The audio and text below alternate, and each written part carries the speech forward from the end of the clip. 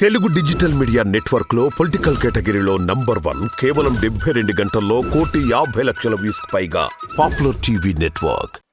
మీరు అనుకుంటున్నారా సార్ తెలంగాణలో లాగా వేరే రాష్ట్రాల్లో బీఆర్ఎస్ ప్రభంజనం సృష్టించగలదని? ప్రపంచంలో సృష్టించగలదు అని అంటకన్నమ్మ దాని యొక్క ఉనికిని చాటగలదు. ఉనికిని చాటగలదు. అందుకని ఈ నాయకత్వంలో ఉనికిని చాటగలదు. ఒక మమతా బెనర్జీ, మాయావతి, ఒక మిగతా పార్టీలు, ఒక ఆపు ఆపు 2 రాష్ట్రాల్లో 3 రాష్ట్రాల్లో చేయించినట్టు ఖచ్చితంగా అంతకు మించి 5-6 రాష్ట్రాల్లో ఈయన ఉనికిని, ఎందుకంటే బహుభాష వాళ్ళ భాష బ్రహ్మాండంగా మాట్లాడగలడు, వాళ్ళ ఉనికిని బాగా నిలబెట్టగలడు, సమర్థవంతంగా విశేషాలు. ఒకటమ్మా, ఏ నాయకుడికైనా విషయ పరిజ్ఞాన ప్రయోగ ఫలితం సాధించగలిగేవాడే సమర్థుడు. ఆ సమర్థత ఉన్నవాడు ఈయన. విషయ పరిజ్ఞానం ఉంది. ఆ పరిజ్ఞానాన్ని ఎప్పుడు ప్రయోగించాలి, ఎక్కడ ప్రయోగించాలి బాగా తెలిసినవాడు. ఎప్పుడు ఫలితం ఎలా రాబట్టాలో తెలిసినవాడు. అలాంటి నాయకుడు ఈయన. ఖచ్చితంగా కనుక ఇలాంటి ఆయన సాధించగలడు. వాళ్ళ ఈ ఓటమి ఉంది, 10 ఏళ్ళు ఉన్న తర్వాత ఓటమి కింద కాదు. వాళ్ళు గెలవటం కాదు. ఏదో గెలిచి 80 ఓట్లు 75 సీట్లతో గెలిచారంటే ఆహా ఓహో అనుకో. అంతా 1000 ఓట్లు 2 63 సీట్లు, నెట్ 60 పాయింట్, అక్కడి నుంచి 3 సీట్లు అంతే. కనుక పెద్ద ఓహోని గెలుపుగా వాళ్ళు విరవగితే వాళ్ళ కర్మ అది.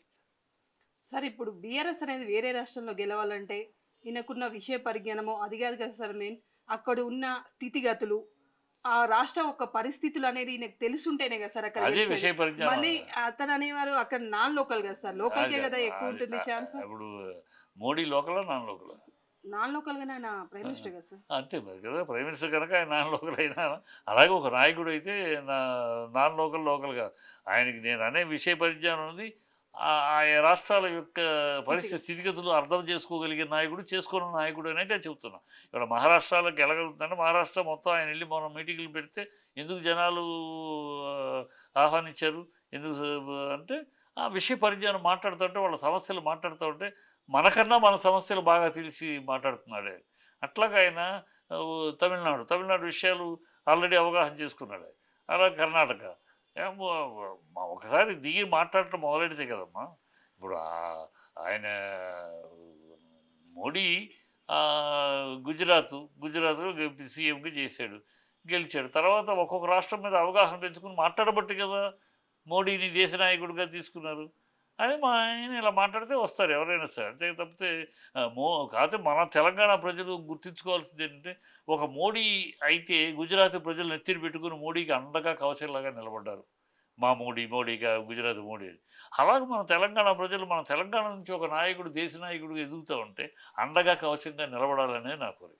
నిలబడాలి. మన సౌత్ ఇండియా నుంచి ఒక దేశ లెవెల్లో ఎదుగుతున్న నాయకుడు, అంత సమర్థత ఉన్న నాయకుడు, ఆ సమర్థుడు మనం కవచంలో నిలబడితే మన గౌరవం, మన ప్రెస్టేజ్, మన తెలంగాణ నుంచి దేశ నాయకుడు ఒకడు ఎదగటాలి.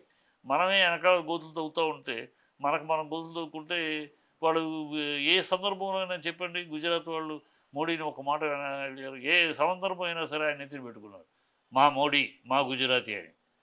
అది వాళ్ళకున్న అందువల్ల ఆయన ఎదగలిగాడు, కవచంలో నిలబడ్డారు ఆయన.